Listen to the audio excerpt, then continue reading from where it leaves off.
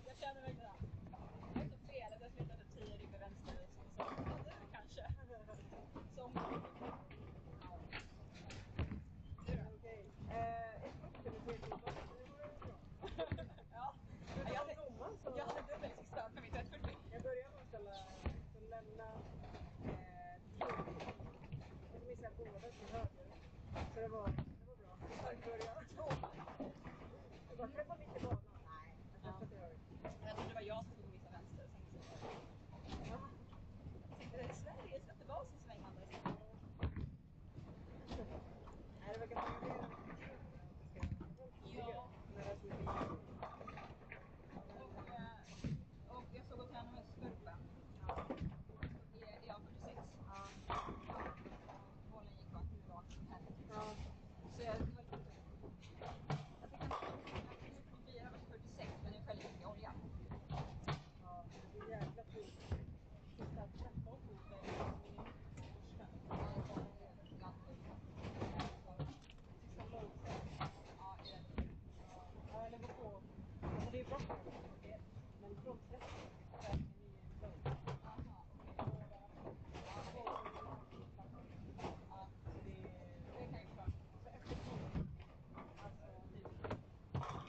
Så efter alltså, Det förklarar varför det inte kraschar. ja, exakt.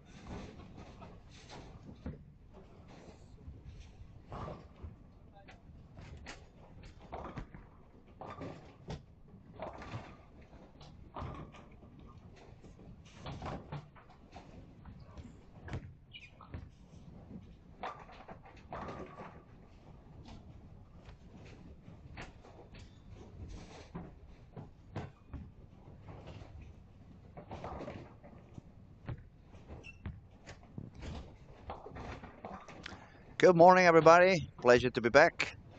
Here we go again. It's day 3 of competition, squad number 7. We have a lot of members of Team Sweden going on again, and we have the pleasure to be commenting again with good friend, amazing coach, Robert Anderson. Good morning, buddy.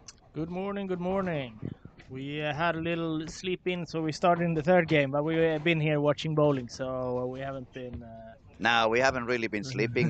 To be honest, it's not the same when you watch on the screens. It's too many bowlers at the same time on screen, so we decided to spend a little bit of time outside trying to see if the line was any different, if bowlers are more or less using what it seems to me. It's like everybody's using more or less the same line now. It's not that Mhm. many people trying to do different stuff.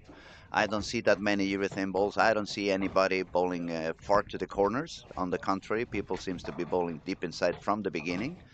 So I would expect the scores to be a little bit higher on this squad. Also, the talent of the bowlers we have. We have, as I said, Team Sweden is already in the lanes, and contenders to become potential contenders to become Team Sweden members as well are on the Yes, lanes. correct. We have a group just underneath Team Sweden where you can get to first and then join Team Sweden in some tournaments to see how you compare against them, and eventually, if you start beating them, you can Earn your join. spot, yeah. Yes, correct. Mm. So for those out there, it's just a bowler that is not yet in Team Sweden, but is a contender. He would probably bowl for any national team around the world.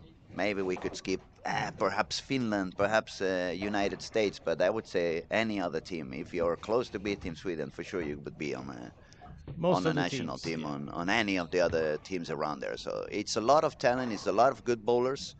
You can see for yourselves. It's let's say we have at the moment Williams Benson is shooting 100 over in the first 2 games, 232, 268.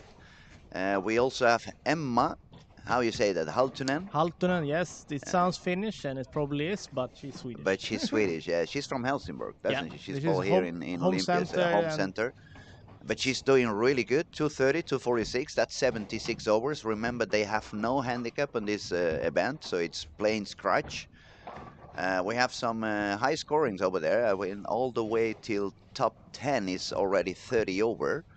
So yeah, it looks pretty interesting. We see a lot of strikes. We see better sparing than we have seen on some of the other days as well, and we see a lot of strikes going on already on game 3 as well. So it should be one of those squads where maybe 4, 5 bowlers can make a little bit higher than 130 over, 140 over, which was the prediction we had yesterday. Actually, I said a little bit higher, 150 over, but it looks it's going to be probably what Robert says, around 130 to 140 over.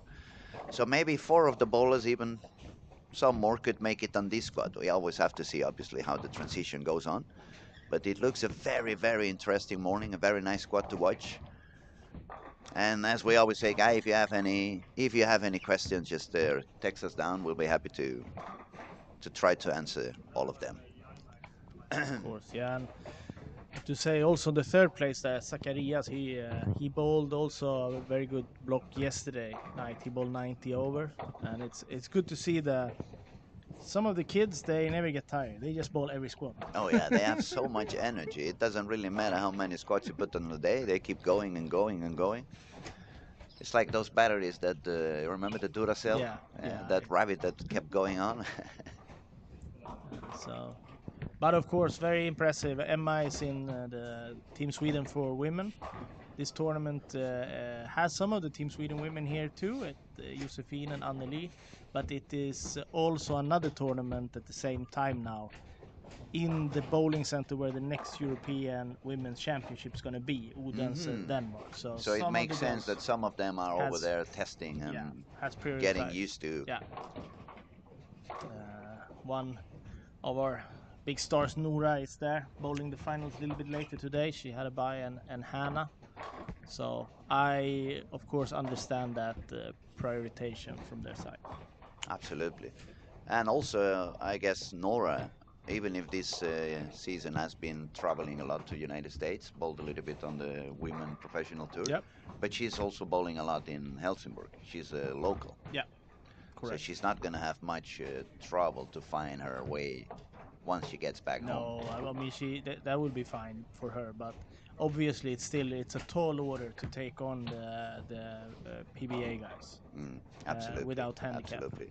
But she's got all the potential, all the talent, all the power. Yeah. She has no problem to move in and use any reactive, and she's really, really talented. I mean, it's one of the biggest talents we have now coming up all over the world. Yeah, Nora and Anna went for the whole PWBA tour this year, which was the end of a 4-year project where we were trying to help the girls go to the tour a few times to make it easier to do it on their own. And this time they took the step to go to the whole tour together. And first half of the tour was a learning experience. You have to deal with ball reps that works a little bit different than what we do here. Mostly we have like in our sports psychology here, you ask a lot of questions, you don't tell people what to do. What to do, yeah. So we don't tend to like when people tell us what to do, and it's a little bit different there. So you have to. She need both of them. They needed to get a little bit adapted to that. Yeah. A guy coming and telling you should take that ball instead. It's like why? And so the last half of the tour, they did really well, both of them, and Nora actually made 2 of the shows. So very, very good season, and both of them made top 50 ranking. So if they wouldn't go to the tournaments next year, they don't have to play the PTQs. That's pretty good. That's pretty good. A lot of talent is, as always, as we say. You got amazing bowlers up here, and you got all the knowledge and all the motivation and the hunger. You guys keep going and always trying to improve whatever you guys have been doing in the past. And I guess that's the spirit, and that's why Team Sweden is always up there. Well, we try to roll with the punches, like how the bowling world changes and what you need to do to win medals. And sometimes it doesn't align with what you need to do to become a professional bowler. So, like I said before, I want all the players to go and get the benefits and experience of being on the tour, while at the same time I like the team spirit we get in the team here, which is maybe not what you practice on the tour. It's a pretty individual It's a pretty individual game that we bowl on, but I remember from the many occasions I bowled in my national team and I faced Team Sweden, you always had that special bonding through the group. I remember many championships, and I'm not gonna lie, there was a few championships where I thought, for example, Team Finland was, in terms of talent, it felt like it was one step beyond Team Sweden. But then the energy and the chemistry that Team Sweden built up around, you could always see they bowled like a team, especially when it was like 5-man events and stuff like that. And when you looked at Finland, it was 5 guys bowling together. You know what I mean? That kind of and that always made the difference. That always made Team Sweden ended up a little bit more successful, and it was something that we would have liked to export to other countries and other regions. Like, let's learn to bowl together, not against each other. And that is one of the things you see in bowling, especially in amateur bowling. You see team competitions, but they are all looking at their personal average. Oh, I was the best in the team. That sentence I've heard so many times in my life. It didn't go so well for the team, but I was the best in the team. And it's like, yeah, but was it a team competition or a single competition? No, it was a team competition. Then it doesn't matter how good you were. It's about helping your teammates as well. So let's focus a little bit on what's happening on the lanes. We have, where is William at the moment? Because he was 100 over. And as I said, we have so many screens in here with so many people bowling. It's hard to find them. Sometimes we get lost. William has 6 under in this game. Only 1 strike and the rest spares. If he can get this, yes, he did. Okay, he's on 11-12, isn't he? Yeah. Yeah, but now it's game 3, so now its transition is really there. So it may be that the lane you're moved into, the previous bowlers have done something a little bit different, maybe a little bit deeper, maybe a little bit further out, so you need to adjust to whatever you find there. And now the changes are a little bit happening a little faster than on the first 2 games. And we can see Emma has a very similar score, 6 under, who was in the second place, but she No doubles. So a little bit under for the two leaders. Let's see if we can find Zacharias. Zacharias on 1-2, also 6 under. So that's a popular score It's right a now. popular score at the moment. 94 in the fifth is probably what everyone is going for. When these things happens, I believe those scientists say we live on a simulation because all these kind of odd things. Then we have Marcus Jansson as and I think that some of the guys like Marcus, he bowled a little bit more than 100 over in one of the blocks. Was probably fairly disappointed with that score when he bowled it, but now 2 squads later nobody has passed him and he's gonna go, maybe it's not so bad for the maybe it early wasn't bird that spot. bad. No, exactly. I had a little chat with James before today, and he said he was going to have a completely different game plan this block because he felt like he got the maximum score out of his block yesterday. He said he had a couple of good breaks and didn't think it was going to go much higher if he did the same things. But I don't think the new plan is going As he expected. No. But that's the way it is when you bowl this kind of competition, since you have different squads that you can bowl on. You can register for as many as you want. You can try things and give up the score at some point, so you really try things out, and then you're still gonna have another couple or maybe 3 squads to do something different, or even go back to the original plan. Yeah, and in his case, his score is fairly good. Almost 1320, and he's in 3rd place now, so if the scores doesn't go up really high, he also has a good chance with that. So it's absolutely no reason for him to try to bowl 1310 this block. So he was going. He has to go for either higher or just see if you can find out something for the next one. Pretty bad start, but now he has a 6-bagger, so he found something. And I can tell you that's a pretty dangerous player for everyone else if he finds something. Yeah, when James is on fire, it's one of those machines. He puts the automatic button on. It's like the autopilot on the planes, and you can sit down and let it just enjoy. Martin is doing okay too. Yeah, very much. Got 60 over after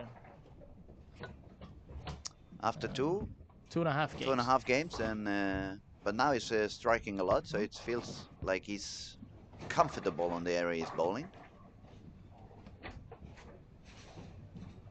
And it's not that many 2-handers on this squad, actually. It's quite a lot of 1-handed bowlers as well. We also have Kevin Melin on lane 7. He won one of the European stops, won a little bit over the age of youth, but still very good Swedish bowler with good results. So, and he also plays for AIK. It's Stockholm, isn't it? Stockholm, with fairly a lot of foreign players that they've been trying to make the highest division for 5 or 6 years with failing, and finally this year they made the highest division. So it's going to be a very interesting team to see. And they made it right on the right moment, because it was 2 teams going down. Now you said yesterday, I remember, instead of 12 teams, it's going to be just 10 teams. So the competition is going to get even more exciting and difficult to compete on. Yeah. But that it's going to be a strong team. One of the strongest players in AIK is Lucas Jelinek. Of course, multiple winner of the European Tour and very, very successful in the youth championships. He's also in the finals in Odense, so that's why we don't see him here now, but he will be coming. He will be later on the week. After, I remember the first time I saw him was in the tournament in Mora at the Leandersons event, and I really felt like, wow, this kid can really bowl. Yeah. He did it, not only the way he did it, you can see the talent, you can see the strength on the shot, but also the consistency. Yeah. He was so consistent and very able to move around the lane and do different things. Yeah, he's a pretty tough guy. We played the youth World Cup in Peru. He got sick in the beginning of the week, so he couldn't eat for 5 days, and then we had to play a 16-game round robin. Oh Jesus! And after that, he looked tired, but it's like, but if you throw the shot, he throws it pretty fast too. So he had to do that for 5 or 6 hours. So that was like, Impressive without any food for 5 days. Keep drinking water. Keep drinking Yeah. water. Don't get dehydrated. So it's good. Okay, let's go back to the leaders. Are they already coming back from those 6 under on their games? Emma Emma is 6 under still six still. under. Zacharias, it went even lower. He needs to It's strike out to make the par. Otherwise, it's on a 180 if he doesn't double. And then William, what was William? I lost him again. William has made a double now, so he's 4 over at this moment. So actually now it's the real Larsen who's moving up the. Yeah, it's Martin making his presence noticeable. See if we can get this one. 277 is huge in this. There you go. Oh, that was a Lucky Larsen And strike. that's why we Definitely. call him. Yeah, that's why they call him Lucky Larsen. Let's just say that's why we sit here commentating this tournament with this name. Well, it's nice to see Martin doing okay because he's such a kind guy. He's been up there for forever, pretty much. He's from our generation, even just a step, I think a year after my generation. But my generation, so I've been seeing him forever. And yesterday he was struggling a little bit, but he kept fighting and fighting and fighting and proving why he's one of the most successful bowlers out there. He never gives up. He's always kind of not only humble, but very polite on the lanes, very easy to talk to. He's never doing anything wrong to anybody. And when you see him a little bit struggling, you kind of want to bond with him and like, come on, cheer him up, cheer him up. But he never really goes down. He always finds his way. He always finds a way to end up above par. And yesterday was the same. It was a little bit down, but then at the end of the squad, if he had not made a split on the last frame, he would have led the squad.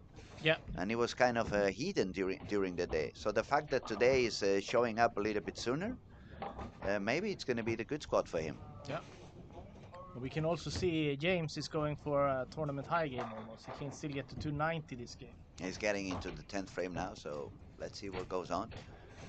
And it's also hard when we talked about yesterday about the environment of bowling changing like in waves and obviously without getting into the politics behind it, it's been a little bit tough for the guys who can't throw purple hammer the past 4 years. It is. So you can understand that you have to have a lot of patience and sometimes you're gonna feel disadvantaged. We can speak about it openly, at least I can. I had been bowling for the Storm Company since I came back to bowling in 2017. And I remember when I was playing the Swedish league and everybody around me was using that purple hammer. It was every game I had to keep moving right, moving right, moving right. But the lanes were getting longer and longer and longer. They were never getting any shorter. And at the beginning, for example, when we bowled in Mora in the local matches, because the topography didn't allow really to go further outside, I had to jump deeper. There was a point where I couldn't keep moving anymore right because then the topography would make the lane even tougher than the purple hammer. So I had to go to a pearl reactive, move a lot deeper, stay far away from them, more or less on the flat part of the pattern, but at least the traffic wasn't that bad on the breakpoint. So that was the only way for me to try to stay away from the purple hammer traffic. What I found out in the following, after a couple of years in Sweden, it was that as soon as there was friction on the outside, if there was friction on the outside, then I didn't care about the purple hammer, because what I did is move further outside than them, any of them, and use the purple hammer on the left side. So they would create a hold in a way. They would make the lane longer on my left side. So it's a very tough situation when you cannot have the same ball as they do, because obviously your urethane is not going to move the way that urethane ball does. But also if you really understand how the lanes move and how the lanes are set up, if there is friction outside, I would actually like it that they were bowling the purple hammer, because they would actually make the lane easier and easier and easier. I felt like a lefty in a way, like a lefty like Paul Moore in the middle of the 90s when he had that room over there and he had to do nothing else. Yeah, but also, of course, if you compare that to all the kids that bowling, for example, the championships, where you can't really move inside of them because they don't. They go to fifth arrow with purple too. Yeah, it's crazy. So It's crazy. No way for you to so go any deeper, and these patterns are a little bit more demanding, so there's no friction outside. It's like, Martin okay, did the same thing in I the Euro. cannot go out, I cannot go in. Yeah. Martin went to the right to play just outside now during the European Championship, Mm. and he did a great job there. But of course, he's playing the lanes then in a very difficult way where Yeah, you get really punished. you need to be super accurate, and any little mistake, it's costing a lot of pins. So at some point, it can be a bit frustrating, obviously, and I guess that's the reason why many people who is not really allowed to use that ball has been like, please Mm. get rid of it, get rid of it. Yeah. And but it's the way it is. It's the rules, the way they are. You have to bowl the competition as it is, and you just have to accept it. Let's see. So Emma finished on 188. For 64 over, so it's still okay. It's still a very good score. Martin's gonna strike out for 244. He had some issue on the approach, I think, and he missed the 10 pin on the previous frame. And but he's still gonna shoot 244 and go all the way up to 76 over. And James has ended up with 278, so he recovered from the first couple of games that were a little bit lower. So he's now about 30 something over. And now the scores are updating, so we're gonna let you know a bit more of the scoring pretty soon.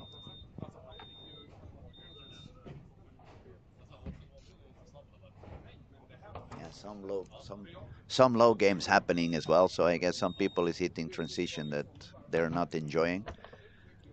Because I see a couple of 160, 170, 150 games, especially 1920. Today 1920 seems to be As bad as yesterday. as bad as it was yesterday again. Yeah. We see 158, 180, 179, 194. So nobody close to. And today we can also see Anton Ahlgren, which I spoke about a little bit yesterday, that Mhm. it's very good at going inside and hooking it a bit. And he actually had a really good score. He had 40 overs, started with 3 strikes before he ran into a Yeah, lot of he problems. probably hit the head pin with a lot of angle because he had the 4 split over there. And that's exactly what I said yesterday. When you can go inside and start to create a lot of angles and slow down, it's really good with it. But yeah, then it's important to not get that angle hit in the No, wrong place. not too much. Okay, now William Spencer, 708. Marcus is 50 over now. And And Marcus has then been playing fairly stable the whole time. 1300 block, and then I think the other scores has been 40, 50 over. It's pretty solid.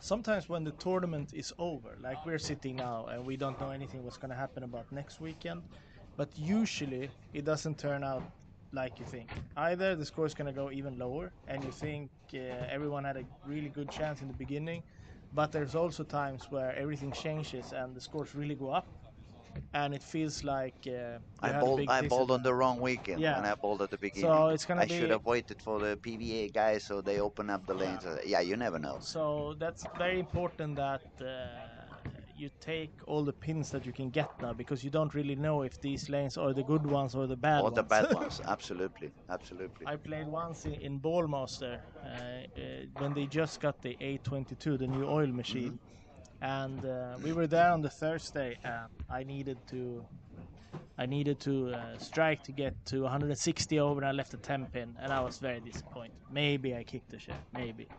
And then the cut ended up 90 over because it didn't It didn't go any higher. On it the didn't contrary. clean very well in the beginning before Uh-huh. they fixed the machine, so it was just keep adding oil all day. So in the beginning, in the end, no one could do anything. So then we were really lucky to be there early, because everyone who showed up Friday, It was no chance. impossible. It was way too long and no So back it's- end reaction, stuff like that. I don't think that's going to be what's happening No, here no. because obviously we have the Kegel support and they really know what they're doing. But But in terms of traffic, is exactly what Robert is trying to explain. You never know what's going to happen. It's unfortunately that's one of the things that I'm not very fond of. I remember when I was even before I bowled, when I was a kid and I was just watching bowling, there was a lot of formats where you bowled at least 2 games on the same pair before you changed into the next pair. And yeah, someone may say, well, it's your fault, you need to read the lane faster. But sometimes, even if you read the lane good enough, the adjustments on each lane, you need maybe 2 or 3 shots Yeah. because it's the small adjustment. And probably you find the spot, you could really score high on that lane, but boom, you have to change. So that is one of the aspects that I miss from the past. And as I said, not even when I bowled, even before I bowled, the fact that you could bowl at least 2 games Yeah. on the same pair. So if it's a tricky pair, at least you have a bit more time to find out the solution and try to survive it.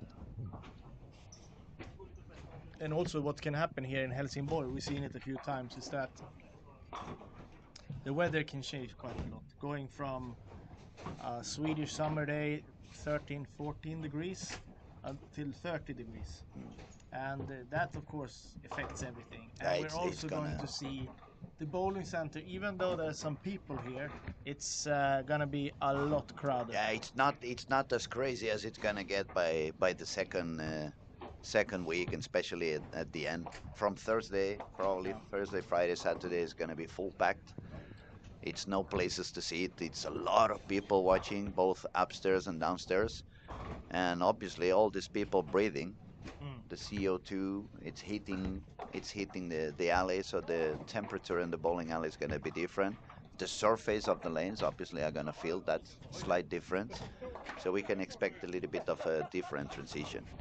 And then on the other hand, it's also, as we said yesterday a little bit, it depends a little bit on the group of bowlers you have on the lanes. If you have a little bit of more younger two-handers with high speed using a lot of urethane, they're gonna create a little bit of a different traffic than you have a little bit more classic, old school, one-handed reactive bowls, and so and so. And so all these kind of things are a little bit of a lottery sometimes. Who am I following? Am I following someone who's going to open up the lane for me? Am I following someone who's really making the lane tougher for me? You're gonna have some squads maybe in the middle of the week that might not be completely full. That could also be either good or bad, depending on. I remember, I think it was 2 or 3 years ago, Marshall Kent. He had to bowl like 12 or 13 squads, and it was not that he wasn't bowling good, but he was so unlucky. He was always following somebody that made the lane so much tougher for him. Oh, Martin, right? Now he's pulling out all the tricks in the book. Nice, going back to the lucky Larsen. Okay, William also is moving deeper. Now he's bowling on lane 15 and 16. He has a very nice, wonderful reaction. The ball is giving him strong pin action. He started with a spare and a double. He was already 108 over. So if the lanes keep opening up a little bit, we should expect for him to get quite a high squad. Sure. And depending on like if you already made a score, like he has, he's already in the lead.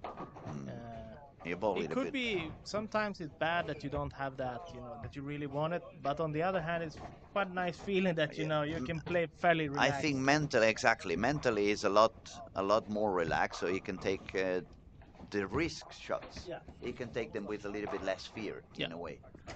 And sometimes when you have to do those crazy moves, or you have something that maybe I should go a little bit deeper, when you need the score, sometimes you behave like, you know what, I'm gonna wait one more shot before I change, or before I move, or before whatever. And then when you are a little bit like you said, you have the score already, you're gonna be up there, and you're fearless to do those moves and those changes a little bit faster.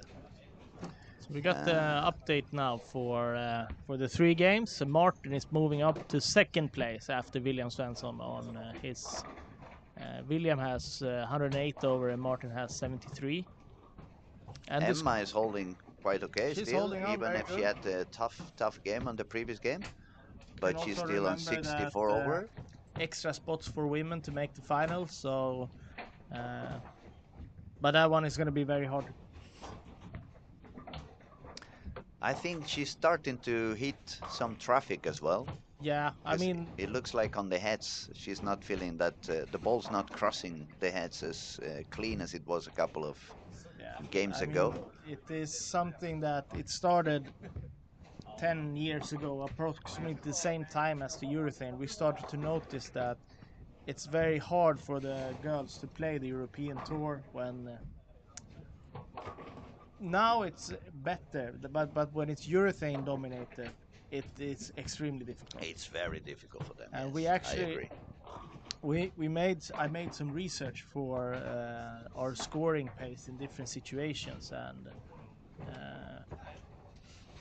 the girls averaged 30 pins more the first 3 games than the last 3 games, which is It's a over.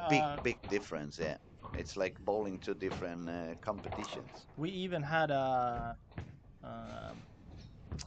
a project going on where the girls got to try to have a 14 pounder Hmm. to try to create more angles.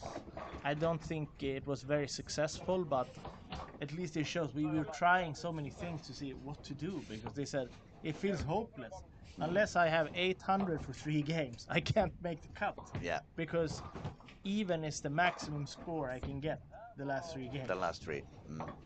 And as a coach, you also feel a little bit helpless. Like, what do you think I should do? I don't know. The best thing is probably just hitting the pocket Yeah, hit, and hit the having a pocket really shitty carry. and make sure that you don't have any But- any big holes or stuff So like that. I- But it's, it's difficult. It's difficult. So we will see if she can hold on. Still, like you said, she's running into a little bit of problems now. No strikes and 17 under. And we can see Martin is doing really well still. Started with 4 strikes. On lane 19 and 20. So maybe it's gonna be the lucky charm on that pair. We see William Svensson ran into an open frame, but Marcus has a double now, going for a 3 Turkey, bagger. yeah, he's got it. Marcus is very consistent as well. It's one of those bowlers that you don't think it's going to be that good, but then he's really unbelievable good. He's He's very super strong performances all over the places. Every time I've seen him, and he can bowl pretty much all around the lane. He has no issues with that. No. Because we see some bowlers they are super good, but they're super good in one kind of shot. Yeah.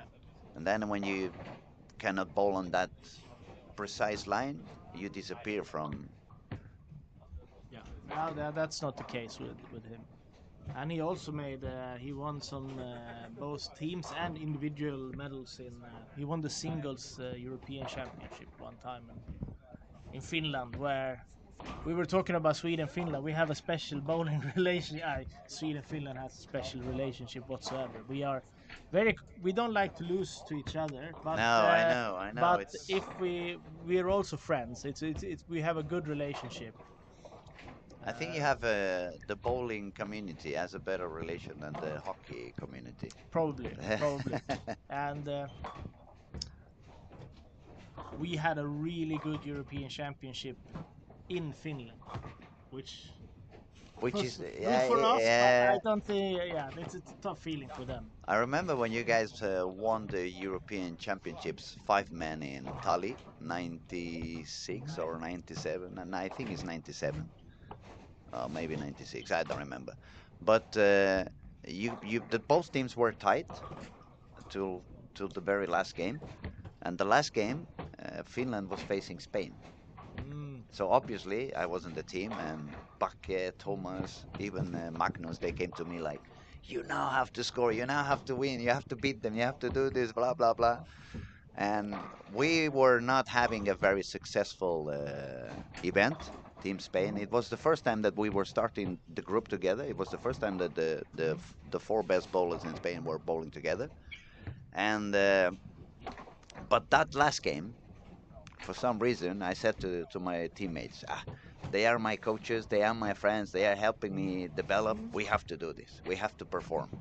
I think in the whole tournament we made 1,000, which is 200 average, once or twice only. So it was a really bad event. Okay, I started with the front nine.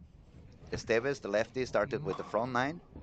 Obide made spare and 8 in a row. So we got to the 10th frame with three guys going like potential 300 and 290. And the other guy was like for a 240 game or something like that. We ended up shooting 1130 or 1140, and we obviously won that game. And Sweden was the champion. Everybody in Sweden came to hug us like, "Oh, thank you guys, you've done it, you've done it." But I still remember today Mika's face, looking at me like, "I got you a contract with Ebonite, and now you're kicking me and you're beating us and you're costing us the gold medal." And in the center, in the middle of the tally bowling, so it was completely full packed. Yeah, it was quite something to do that in Finland. Yeah. Okay, Martin, six, This front is six. this is a huge game coming up for Martin.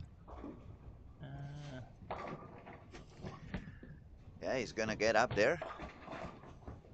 And then, okay, like, where is James at the moment? James is doing the opposite kind of game as last Oh, game. yeah, he moved to a pair he didn't like so much, I see. Yeah. Because he just shot 278, so it felt like maybe he has found something that's gonna work better. Yeah. But yeah, it's not gonna be this game. Emma finally got a strike. She's having a little bit rough game with 30 under in this game.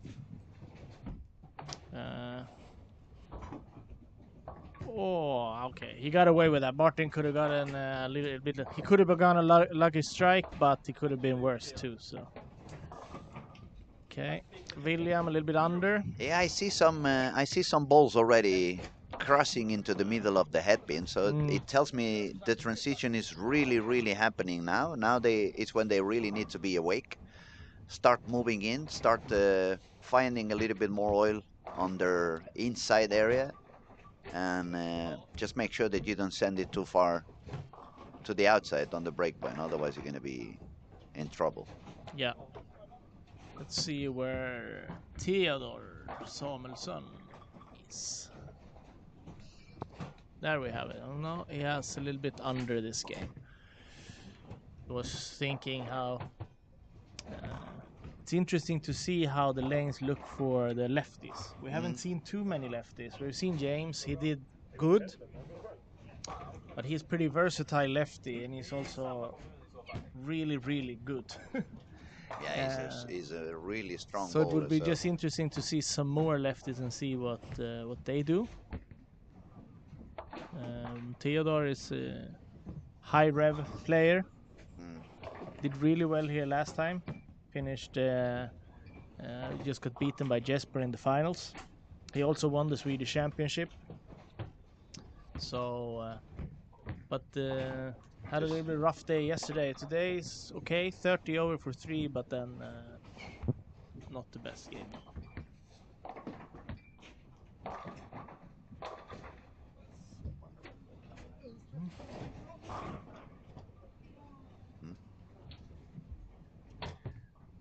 I was just hearing some sound.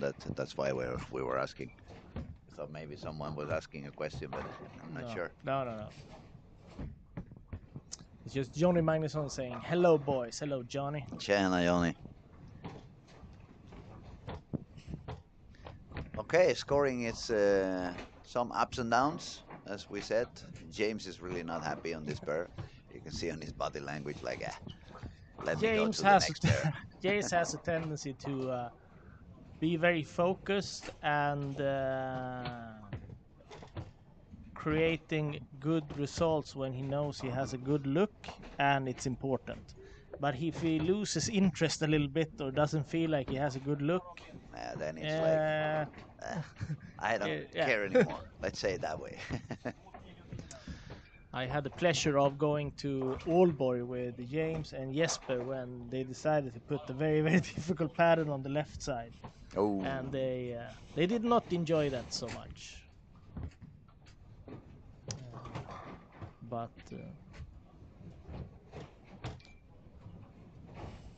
let's see. It looks like the leader of the squad after this game, it's probably going to be Martin. Yeah. He was only 35 behind William. William is having an okay game, but Martin is trying to get the 270 game again. So potentially, yeah, he should be going all the way to 100 and something over after this game. He can get all the way to 150 over if he gets all of these. Yeah, that would make him very happy, no doubt. Litet lithörn, det är liksom en 6.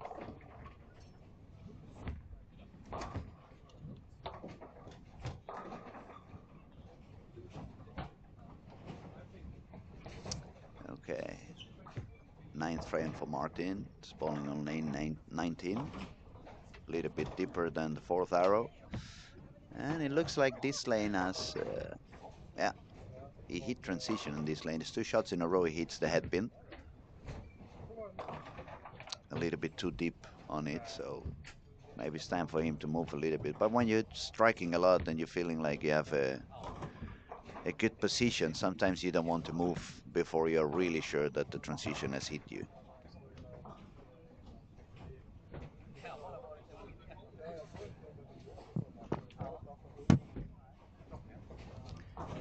Now I'm seeing William on lane 16 is gonna try to work on the second double on his game so he can start going above par.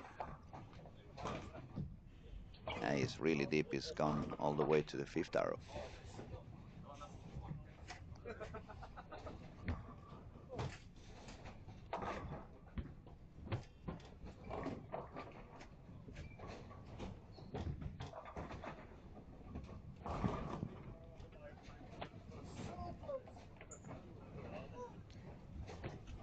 Emma is really struggling again. There's another Emma. Or my glasses are too blurry. What does it say over there? Yeah, Emma Halton is actually. It's over another there. Emma over Yeah. there. That's the reason why. Yeah. I was thinking like, wow, this game is really going down. It's Yeah. another Emma. My apologies. No, Emma can still get to 189 if she Strikes punches out, out. yeah. So we're looking at a potential 170 game. She's in that position where even if you have a great start and you have 70 over, starting adding up 20 under, 20 under, pretty soon you have to do some. A little bit what you said 15 minutes ago, when they have a very high scoring pace on the first 3 games, when it's fresh, when especially the most powerful, speedy guys have a little bit of issues at the beginning of squads. It's when they become stronger and consistent. But then when the traffic starts pushing them too far deep into the lane, it becomes a little bit tougher.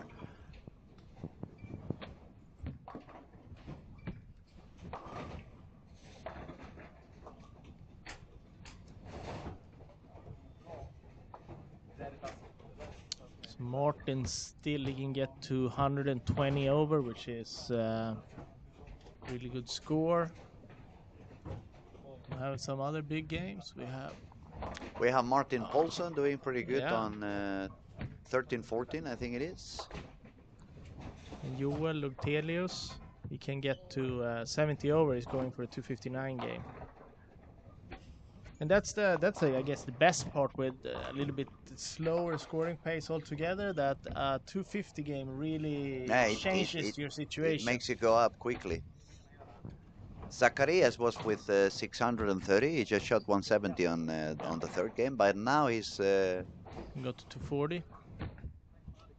No, 220 now. he had the chance to go to 4. He didn't strike on the 10th, but still 220 is going to put him back a little bit on the road. If you have a very good last couple of games, it still could be worth it.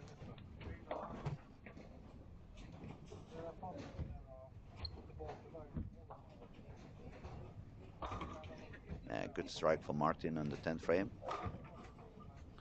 He's probably going to try to double it so he can go nearly to 250.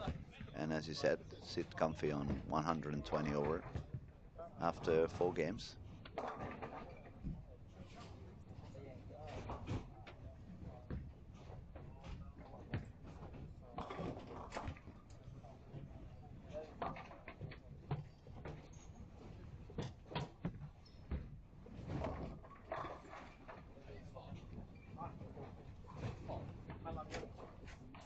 We also start to see some spare misses on those people who are not really scoring that high, and that tells me that frustration is coming in. Frustration is starting to Um, set in. I know yes, I can also see it, and many of these guys they've been having a whole day of bowling yesterday, waking up in the morning, hoping for a for the new day, and then you better. start. No, it's just gonna continue the same way, and then you start to. And then you go, why the hell did I wake up so early if I, to be back into this struggling feeling?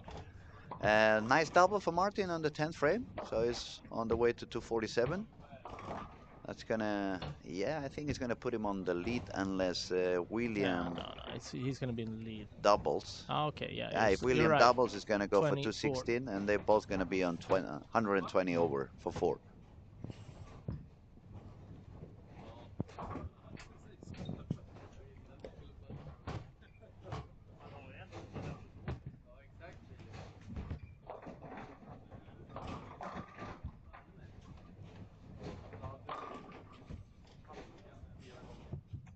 Noel is really struggling today. It's 110 under the bar. Remember, Noel was the leader for one of the squads yesterday. It's Noel Torgersen. It's the son of Tore Torgersen and Linda Haglund. So the genes are working very good for him, no doubt. And yeah, Marcus is really deep inside now. Around 27 board on the arrows. And we see a lot of people really standing in front of the ball return already. And Emma finished up with 179, so she's now 40 over. Still, it's a good score. I have a feeling that if everything's gonna go so much left, the girls are gonna have a little bit problem getting a score here. So if Emma can get to around this 40, 50 over, I think she has fairly good chance to make the gateway. Yeah. What would you recommend them as a coach? And in my mind, first I'm going to say what I think I would recommend the girls when they have this kind of issue, that they are forced to bowl so deep inside that they don't really get the angle as good as they wanted or the reaction as good as they wanted. For me, I would suggest them to go into a more shiny ball for sure. That's the number one thing. I would maybe not say asymmetrical, even if you want the back end reaction. I would keep it asymmetrical so it keeps the energy for the end of the lane. A strong layout though, so it can flare. But then I would recommend them to slow down the speed a little bit and go a lot more around. Try to spin the ball a little bit more, so you really create that length on the lane that your speed is not giving you. So I would try to tell them, just keep moving in. Don't worry how deep you go, even if it feels a little bit uncomfortable. Just make sure that your ball crosses the heads properly, because that's what's gonna make it consistent, and just be a lot more around it, so it doesn't read that soon, and it's gonna generate that little bit of extra back end reaction. Yeah. An option, of course. I think the difficult thing is what kind of situation we are in and what we're gonna try to do. One of the first thing when I started as a coach for Team Sweden ladies, we actually just separated ourselves from bowling men's events because it's not something that's important when we go to play the women's event. No, I understand what you So mean. the Yeah. tricky part is like for example Emma, what to do here? Well, are you going to try to make 100 over, or are you just trying to make beating the other Just girls? survive and beat Yeah. the other girls. Yeah. So it's depending a little bit on which one, but But for me, in a way, if it's you, the besides the Mhm. national team competitions and the women competition, if I want to keep bowling, I mean, as a girl, if I want to carry on and compete in some of more events like this one, or Bowl Masters, or OICO, or stuff like that, you're gonna end up having a lot of bowlers that have a lot of rev rate and really make you move the line deeper and deeper. If I want to have a chance on those kind of conditions, I would set myself to practice for a few days, at least a few days, maybe 3 or 4 weeks, to get used to go deeper and around the ball, so it doesn't become something that I'm not Yeah, comfortable for sure. doing or Yeah, able to do in yeah. a way. I'm not telling you that it's going to be like it's going to make you win, but at least it's going to open up a window for you to succeed a little bit more when you get into this kind of a tricky situation. Yeah, yeah. All right, so scorings entering the fifth game. We have Martin was 120 over, exactly William, 120 over, 112 on William. exactly. And then the next one, I believe, is around 60 over. We have 52 over for Joel. We have 54 over for Marcus Jansson, and we have 43 over for Emma. Oh, we have it over there already. Lovely. Yeah, 920 for Martin Lansern, 912 for William Svensson, and then we drop down to 854 for Marcus Jansson, 52 for Joel, 48 for Zacharias, and 43 for Emma. So it's quite a step between Martin and William and the rest of the squad. Also, if we look at the progression on game 4, we see 247 as a high score, and then it's 204, 206, 220, Scores 218, went down. 170, 170, 190, 170, and we're talking about top 10. I'm just reading top 10. If I go all the way to top 12, I also see a 190 and a 160. So transition is obviously here. Now it's about to see, can they manage that transition? Can they find a way to get the lane working for you and not against you? We have to see. For sure, that's the moment where you don't want to give up any single spare. Every single spare is crucial when you don't really strike as much as you were doing. And I was thinking more about Emma, for example, at the moment. She really needs to make sure she takes every single mark she can. Which lane has Emma moved to now? I She's on think 5 she and was, 6. yeah, 5-6. And Martin has gone from side to side, so now he's bowling on lane 3 and 4. And James is on 1 and 2, is on the other corner.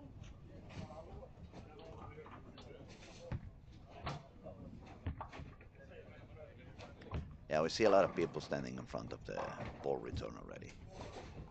Yeah. Oh, I got it back.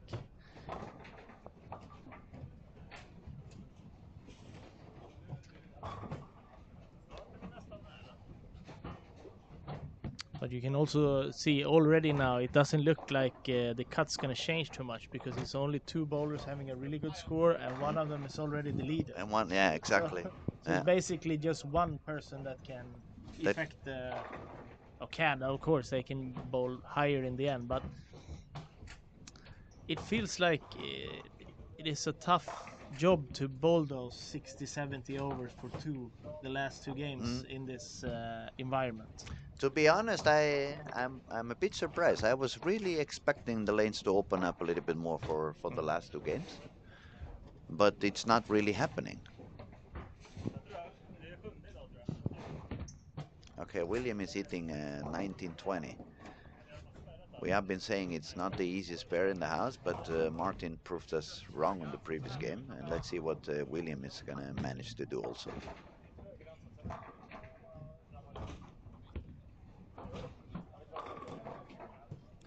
And for me, another indicator that the lanes are not that easy, it would be, what's his name? Philip Williamson. Because every time I see this guy bowling deeper than 20, he's always super successful. He always manages to score very high. And I have already seen him a couple of squads, and he has not been scoring that high. Maybe it has to do with fishing summer vacations. He's lost a little bit of rhythm from regular season. I don't know.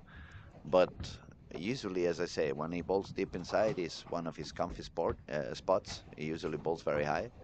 Today he's also on just 5 over, 194, 214, 194, 203. So it might be tougher than I anticipated. Yeah.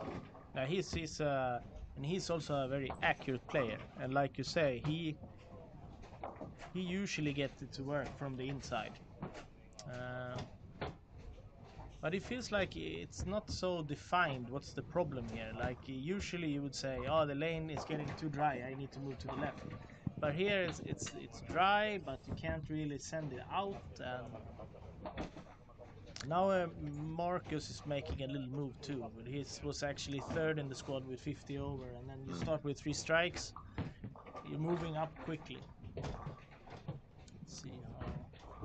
Obviously, we see nobody going into the gutter, nobody's going into the sides, everybody's moving in.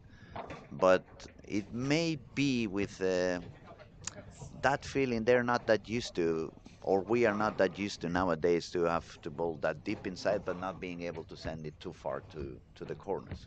It's a very tight line. It's very straight angles, and I think also what's the tricky part here is I talked a little bit to Christy Jonas too. Is it's 30 mils of oil, so it's a lot of oil.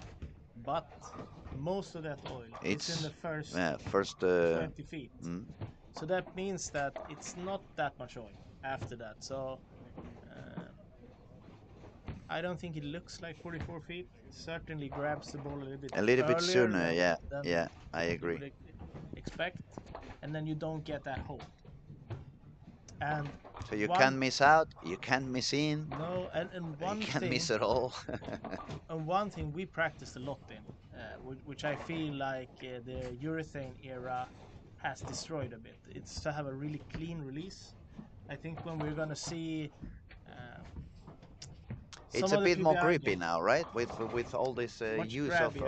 of urethane, everybody's kind of over gripping the ball Yeah, a little bit more than they you used to. basically can't grip it too much. Mm. So, and it's easy. We used to say clean release, as in the thumb going out smoothly of the ball and then hitting it with the fingers. It's more rolling the ball than lifting the Yeah. ball. But for the two-handers, it's also not hitting up on the ball or just grabbing it and just getting it. Because if you can get the ball to just go forward a bit too, you don't have to go so much left.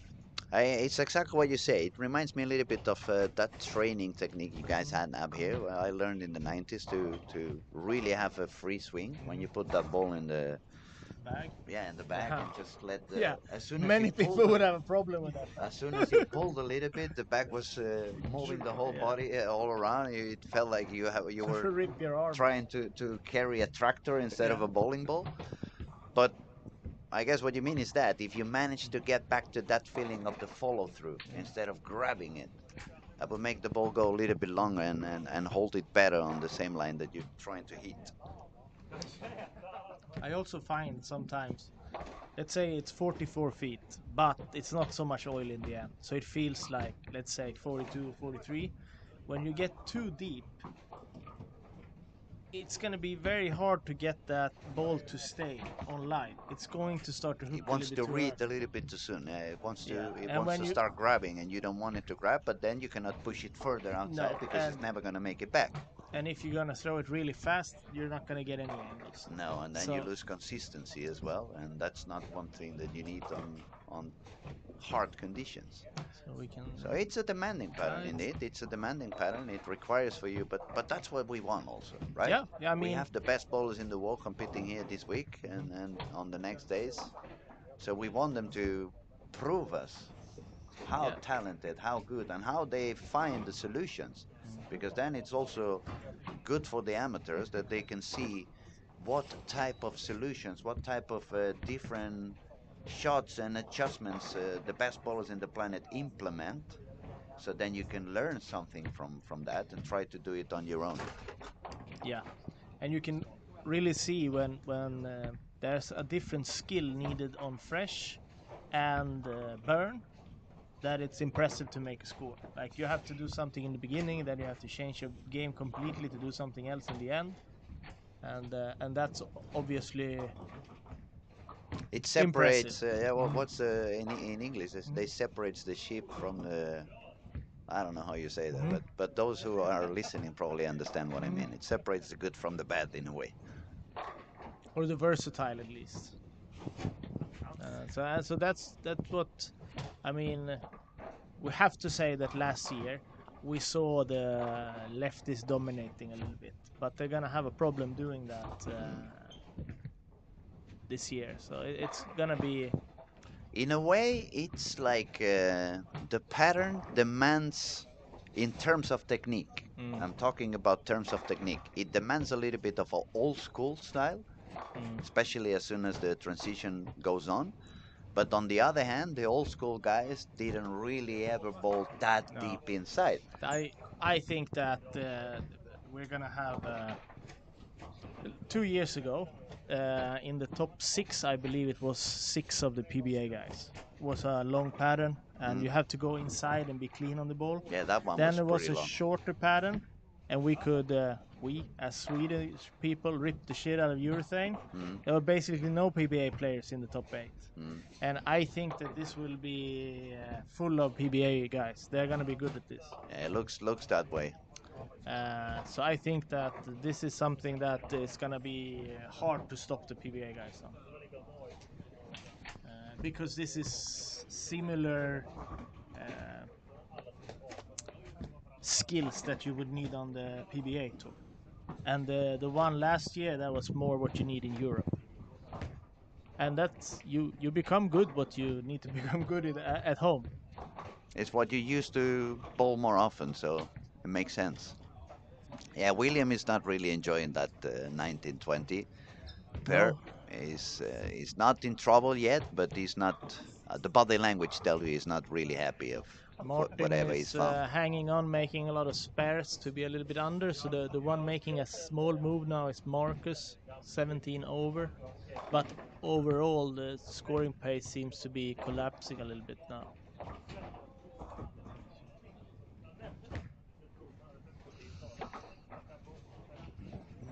Where is Emma?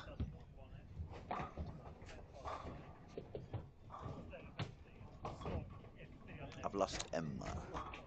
She was going left, so she probably should be somewhere around 9, 1 and 2 11. or 3 and 4. No, I think it's 5, 6. Oh, yeah. Emma is 8 under for the game. She has a double, but also 1 open.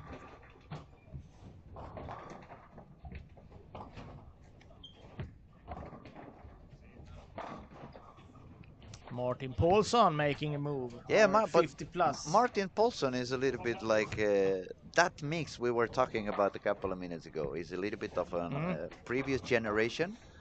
He had a lot of power and rev rate for his generation, Yes, for sure. but the mental on his game, it's probably used to this kind of conditions where you, even if he was a gripping ball, a gripping guy and Yeah. powerful guy, he got used to bowling that follow-through era. So the fact that he could move in and he can kind of let the ball cross the heads, maybe it's a good moment for him to go up. Last game was already pretty good. He shot to 34. I have 2 funny stories about him. One was when I was doing my research for school. The research was about how length and timing of a person affect ball speed. And I wanted everyone to throw 2 slower shots, 2 medium shots, and 2 faster ones. I said, I don't know what to do. Let's just do it. Okay. And then he bowled like 26.5, 26.5, 26.5. Okay, now you go medium. 29.8, 29.8. And now you go fast. 32.5, 32.5. So how do you do that? I don't know. I just do it. do it. So no explanation, no theory behind it. And last year I made a tournament called Captain's Individuals. No, that's not what it's called. Invitationals. And we did something. One time we bowled the same pattern twice, one with the PBA rules and one without, to see what effects with The scoring, yeah. and then some other pretty difficult patterns.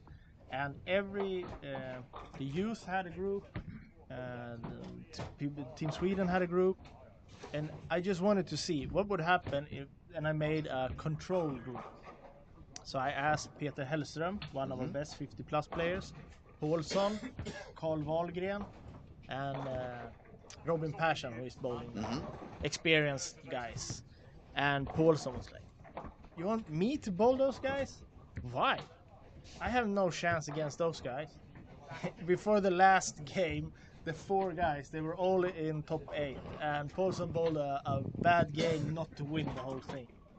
So when you put these older experienced guys on these difficult patterns, they run over the kids. Yes, I agree. I agree completely. And But they also understand quickly, like, okay, this is difficult. My job here is to try to bowl 70 over, while the kid's gonna go, I'm gonna try 200 1400 over, as exactly, and it's usual not going to against happen. So, But as you said yesterday, when we were talking yesterday, it's a little bit what you get used to. Those waves Yeah. you were talking. I keep always reminding myself when I was brought up here by Thomas and Bowman and Backe, and I bowled the tournaments with the best bowlers in the world. Every time we went to an easy pattern, like the cut, I remember the Danish Masters was a couple of years that the cut was like 230 average or 225 average. I was never even close to the cut. But then the tournaments, the small tournaments around, there was 2 or 3 of them that were like really tough patterns. Like top 8 was only above par, and I would always make top 8. And Thomas was talking to me like, "What's wrong with you? How can you score as high as we do on the tough patterns, and then when it's easy, you cannot perform?" And I believe it's because, as I said, it took forever for us in Spain to get synthetic lanes. We were only bowling in wooden lanes that they lost the oil, they lost the capacity to be easy. So it was always very, very tough conditions. So for me, in my mind, to bowl 200 or 210, it was the top. You couldn't do any more than that. So when the lanes were to bowl 240, 240, 240, I couldn't understand. For me, okay, I made to 10, to 10, to 10, I'm happy. But no, you need something else. And I believe that's what's happening with some of the kids when they bowl many opens that like it's happening lately that to make the cut you need 235 average, and to make top 10 you need 245 average. You get used to that such high average that whenever you go to a lane that is never going to allow you to do that, you just don't understand what's going on. It takes time for you to process and to admit what's happening. You get the wrong perspective of it. Yeah, and also add to that, it's always re-entries. Yeah, on the top of it. Paulsson is doing well. Let's see what's happening here now. Philip Wilhelmsson is having a good game, and also Emanuel Jonsson. But the most important players right now, scoring-wise for the squad, William is Martin and struggling a William, bit. yeah. Martin is making a lot of spares. Martin is surviving lane 3 and 4, which is important because he has a good score. If he doesn't find a good lane, at least go away from that pair with a par and just leave it to the last game. Try to get again a 220 or 230. That would probably make him go directly into the finals. And William, well, he hasn't found it, but he doesn't really have to worry. He's already up there. He's leading the tournament at the moment. So I guess he can just take a few risks and see what happens.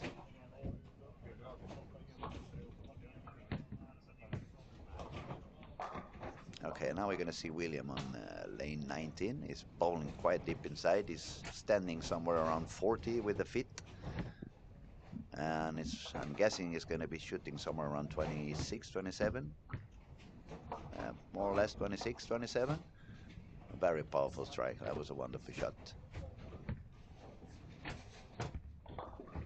It's a lot of people already around 26, 27 in the arrows already. Marcus also in front of the ball return.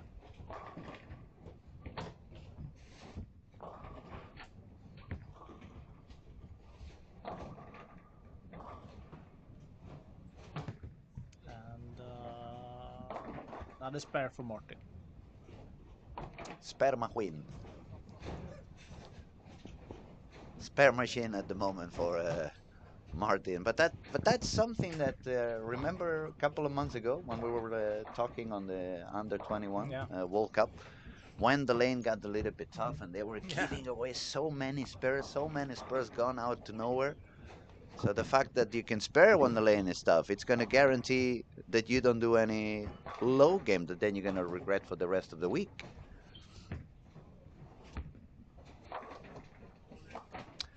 Okay. We also did forget to tell everyone that this is also one of the turbo games. So Emmanuel can get to 268, which would probably be in the lead right now, even though it might not hold Be up. enough. No, but who exactly. knows? Only one game, and it's a lot of talented bowlers yet to bowl. But also when the scoring pace goes down quite a lot, a lot of people would go inside of the cut if they beat the turbo, so to say. So the turbo is actually 268 right now. So he needs to punch out to tie with that. Oh, Big open. yeah, for big Martin. open for Martin on the 10th Oh, frame. it's not open yet, but big, It's a split. It's 3, 6, 10, 7.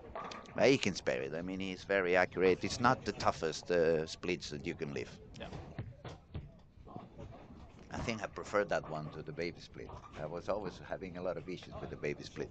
And people used to ask me, how can you miss the 310 so often? And I believe it's because I got used to spare it when I was such a young kid that my ball was so light that it always hit the three pin and deflected to the pen to the 10 easily. There you go, Martin sparing that quality. Wonderful. he's making it. He's fighting that game like a And lion. the tricky part is that when you're starting to get out of 6, 7, 8, you're still going backwards a bit. So even if you spare and do well the whole game, it's gonna But be a you're gonna end 180 up, game. yeah, you go behind the par anyway.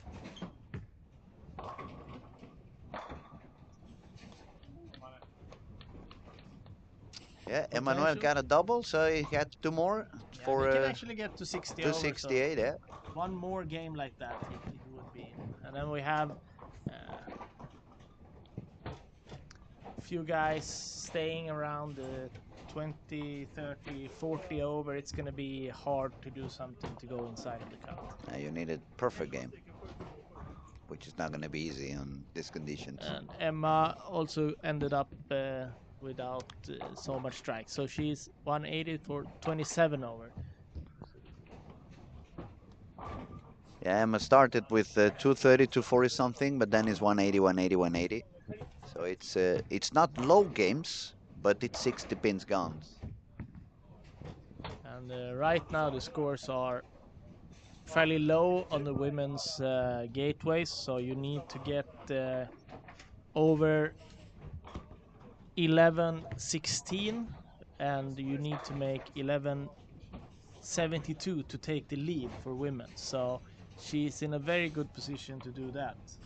And the current leader is Emma Friant with 11.72. She's also bowling on this squad, but she's suffering a lot more than she did. She's currently going for 810 after 5 games. So that's going to be a 1,000 short series. Probably didn't found what she was looking for. Okay, and Emmanuel, No. 9 on the last one, so 267 is not going to be the leading turbo at the moment, just 1 pin short.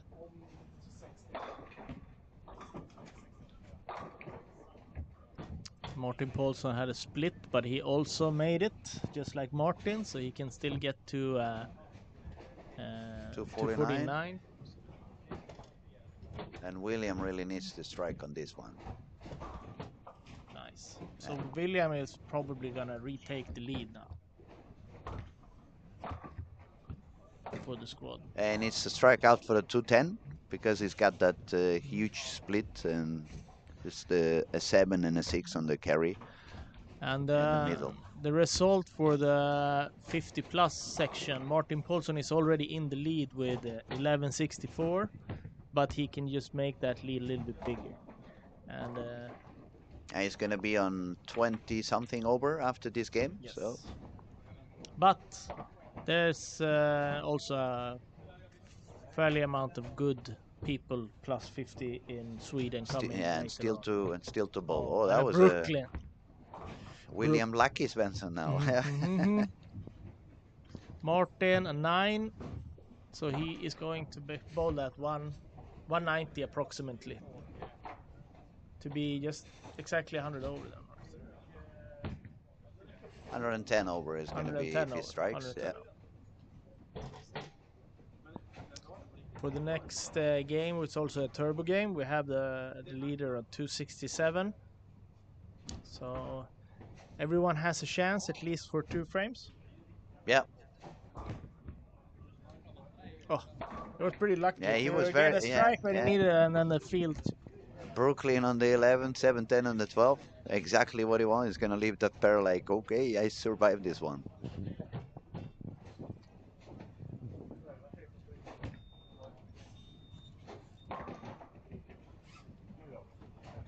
that was a fun thing to see all of a sudden.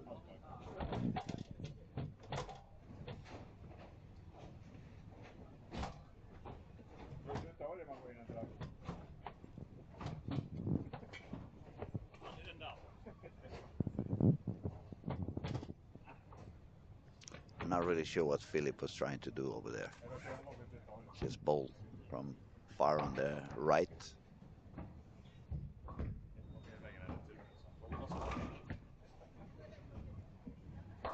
And we should remind him he's not going to get any handicap. To Philip, just joking, because that's one of the things I see in Spain sometimes. I would say 90% of the tournaments down there is handicap tournaments. So people bowls with handicap. And I see so often when people is not achieving the scores they want, they start missing and missing and missing, and it's like, why is he missing so much? Now I get it. Now I get it. And that's why I was joking when Philip made that shot from the complete right side of the lane. And I was like, maybe we should remind him he's not going to get any handicap if he, even if he misses.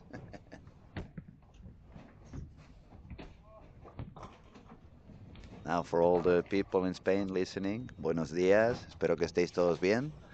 Same for people in South America and Latin countries.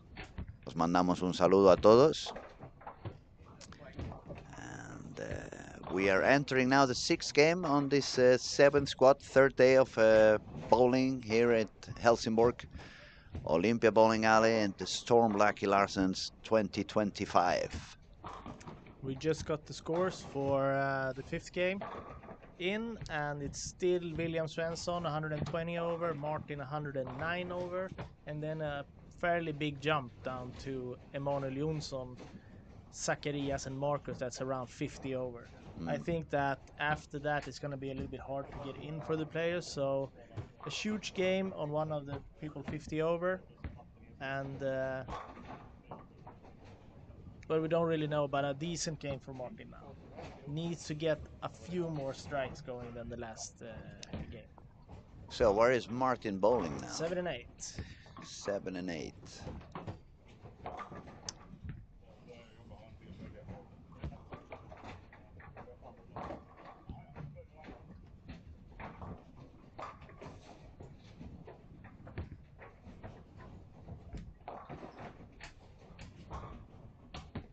Oh, that hooked pretty early.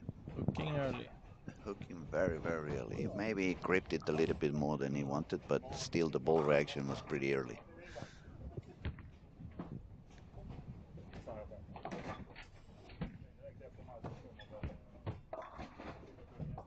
And we see that early motion in many of the lanes. We see some lofting already. Joachim is pretty deep inside at the moment. Like flying the left gutter. But that's a little bit what we said. I mean, he just got 5. He hit the pocket, but he didn't get enough reaction. And it's when it really becomes tricky. You cannot move back to the right because it's way too much traffic. The lane has already been burned. But you cannot go any further left because then you start hitting the traffic of, not really the traffic, but the part of the pattern that has a little bit less oil on the heads. So the ball's gonna start rolling a little bit too soon, and then you're gonna try to fly over that area, and then maybe the ball gets too much speed and loses a little bit of rep rate, so it doesn't really react on the back. So it's not that easy. It's not as easy as I would have expected to become at the end of the squat. We're just gonna have to blame it on Chris. I know he likes it when people complain about the oil man. So we'll try to get him later on and see if he wants to talk a little bit on the streaming. It's something that we don't have very often. The oil man talking on the streaming, but I think it would be pretty interesting. See how he thinks and how he sees.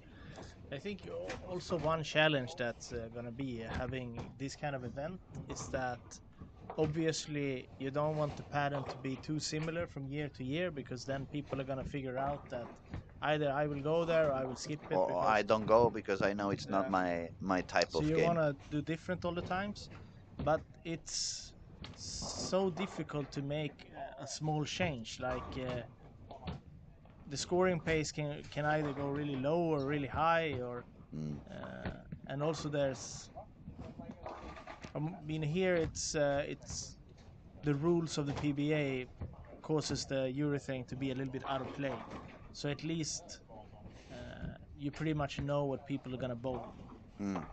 But it's a very hard job, and the only thing you can say is that everyone gets to bowl on the same pattern. So one year you might love it, next year maybe not.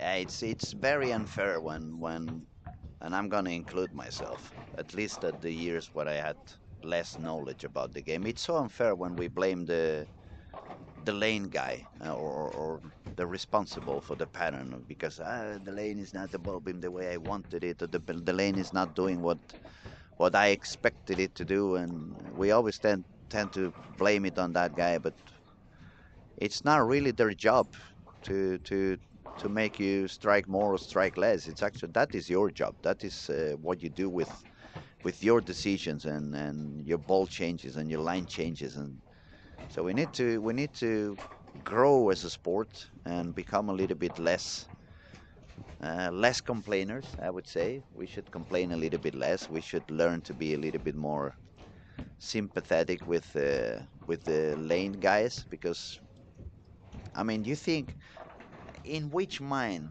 does it fit that the lane man wants to be hated? Or he's not trying to do your life harder. He's not trying to do your life difficult.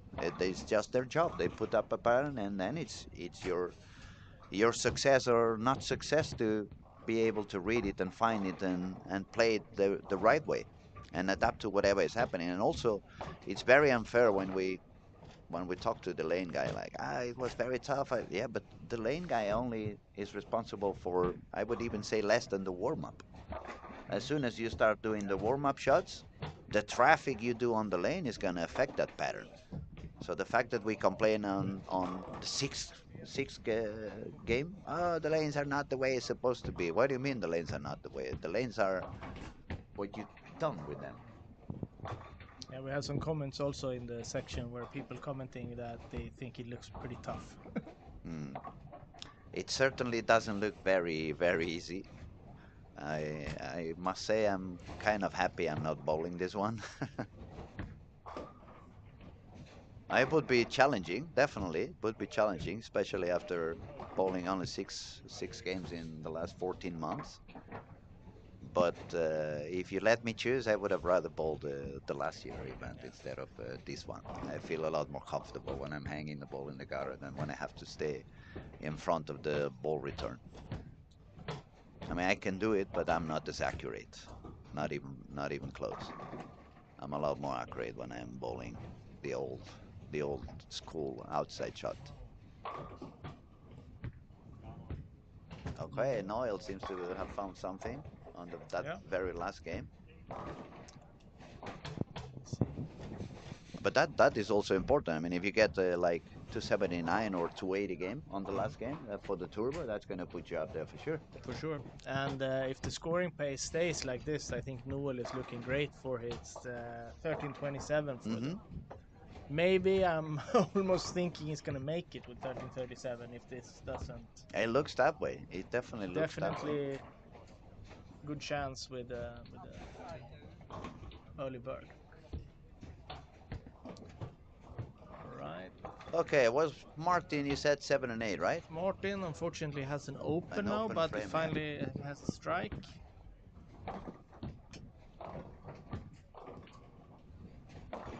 And William has moved into. I don't see him anymore. William is on lane 3. Yeah, that's why I couldn't see him. He's in front of the ball return right now. He's going to take a shot on lane 4. 3 and 4, that felt like it was already quite burned on the previous game. People was quite deep inside, and yes, he's moved even deeper than he was. Nice. That looks good, yeah. Still. And Emma's got the open frame on the first frame, but then she's got a turkey. So they walked right into the ball return. So that's also a very nice thing to see, that the girls are trying to move to the left where they're supposed to be, but obviously a little bit less experience going in front of the ball return because it's not the skill that's super required. No, when especially when they're bowling a women's event, they don't move that deep inside, so it's not something that it's happening that often for them.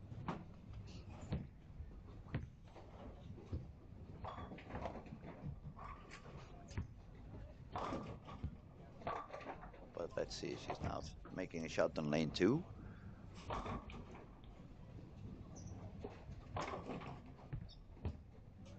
She's around 19 on the. Yeah, that's nice. A very nice ball reaction and perfect carry. And that body language as well. Yeah, the expression on her face. It was like, come on, I'm gonna do it no matter what. I'm gonna do it, and that's what I like. That's one of the funny things of, or the admirable things of bowling, when the bowlers get into that kind of focus feeling that you no longer see anything else. You don't listen to anybody. You just see that target and you just keep going into that target.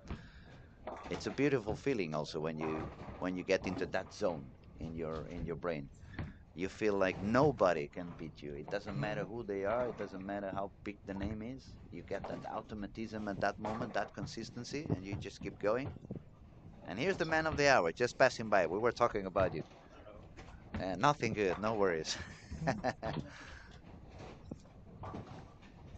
James handling his business now. He can still punch out to get to 1300, even though it looked fairly tough the whole time.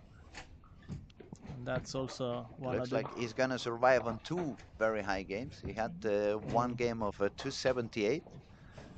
Then the other was 160, 190, 170, and 217.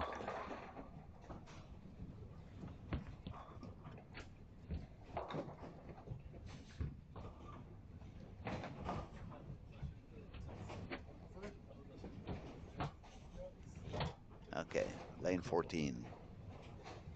After 5, front 5, looking for the 6th one. Very nice shot. 6 in a row, front 6.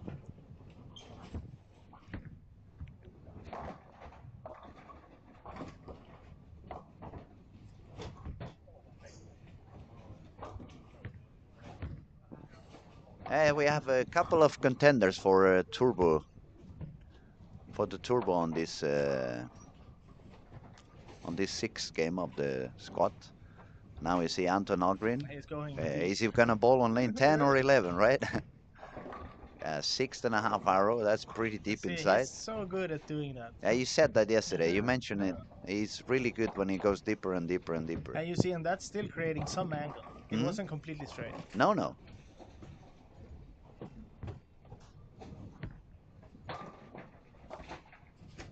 Tempting for Emma, but still on 20 over in this game.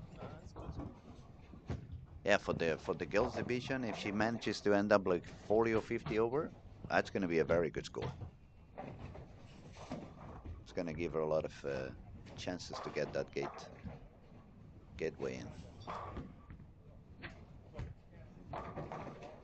Shoot shots for Martin, getting back to a plus this game. That would be very good. He's also bowling quite deep inside at the moment, standing somewhere around 40, even deeper. Oh, that is not a reaction that you want to see. And on his body language, it looked like he kind of thought it was going to be okay. Yeah, it didn't look that bad. It just, for Didn't some hurt. reason, it went down. It felt almost like he hit some urethane traffic by the.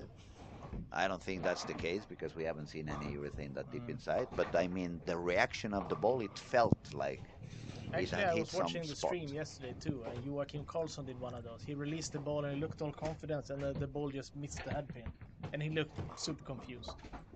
So for a turbo game for James, he can punch out to 279, and now we're getting to scores where he can actually hold on to make it. He's, but you can also say that on one part he has a few high games that he lives on, but when he starts to combine what he did for the high games and skip the things he did when he's doing the low games, it can Yeah, go then pretty high. he's gonna go pretty high. Yeah, I agree. There's a few bowlers like James and Jesper when we've been playing championships, is that very few times do they go backwards. Like if they figure out how to do 1300, you know the next time's going to be at least 1300. When they bowl 1400 the first time, most likely it's going to He's gonna carry on the 1400s. Okay.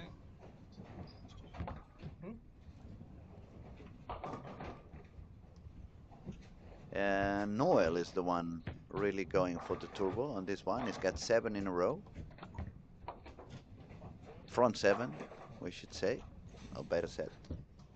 Bowling on 11, 12 or 13, 14. 13, 14, I think it is.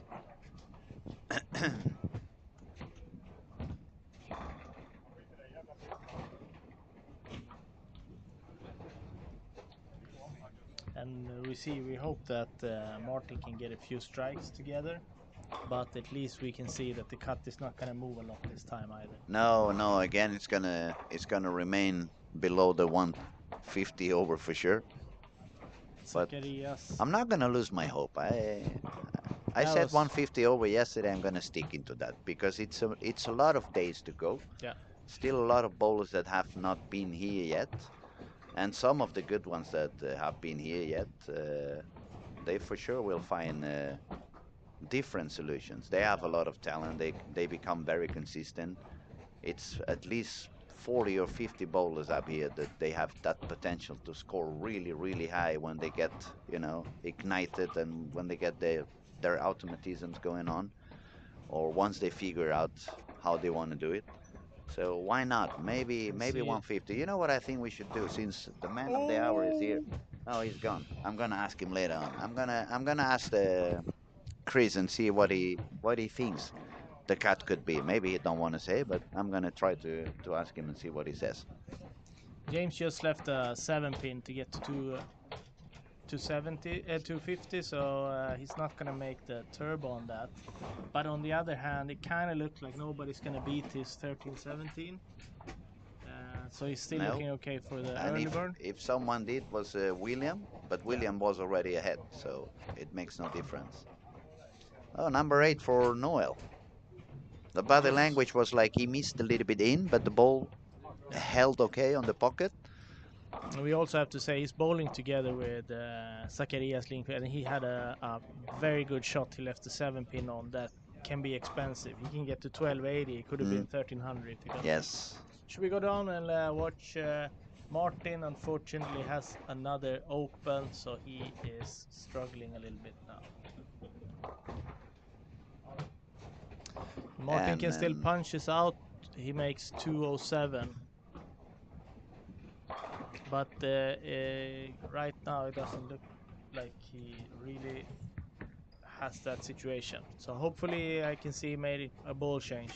Hope it's gonna help. I think it's going to the Zen 25. Looked like the Zen 25 on his hands.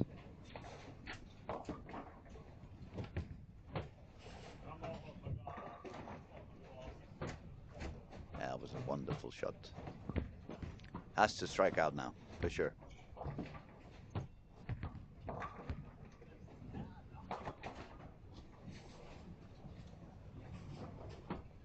And an open on Zacharias. So, oh, big open. Oh, that's an expensive one. Yeah. 6-0.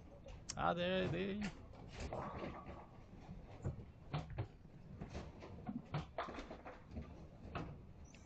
One person had a tough day today. Unlikely is Ilhamar, which talked to him a little bit before too. He said that he was looking forward on going home and getting some other equipment here, something a little bit cleaner and doesn't read quite so early.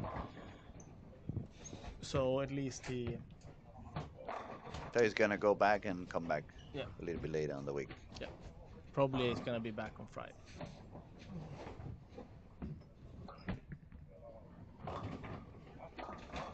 Nice.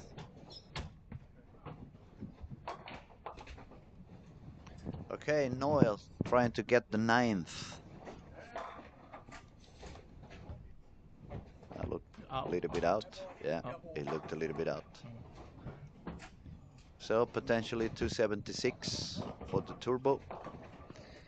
And Emma is still holding up for maybe 215. So that would put her around 30 something over 40, 1240. That would put her on the lead on the girls division. Not that there is a girls division, but so they can qualify into the final.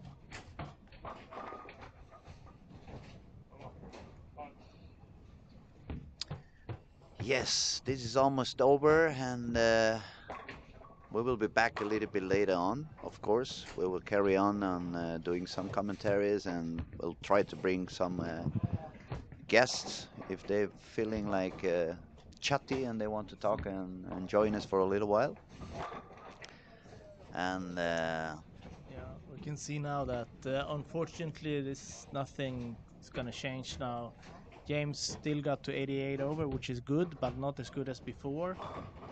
William is going for a Dutch 200 game, which is good, but he's not gonna break his old score. No, he's gonna stay on 1320. So actually, the only one that can really change anything here is if Martin gets a lot of strikes, but unfortunately he's got another not. washout. So I think we're pretty much done for this squad, and we'll see you guys for another squad. A little bit later on, but the video will carry on, and the commentators will be coming in and out. Thank you everybody for your attention, and we hope you enjoy. I'll see you later on.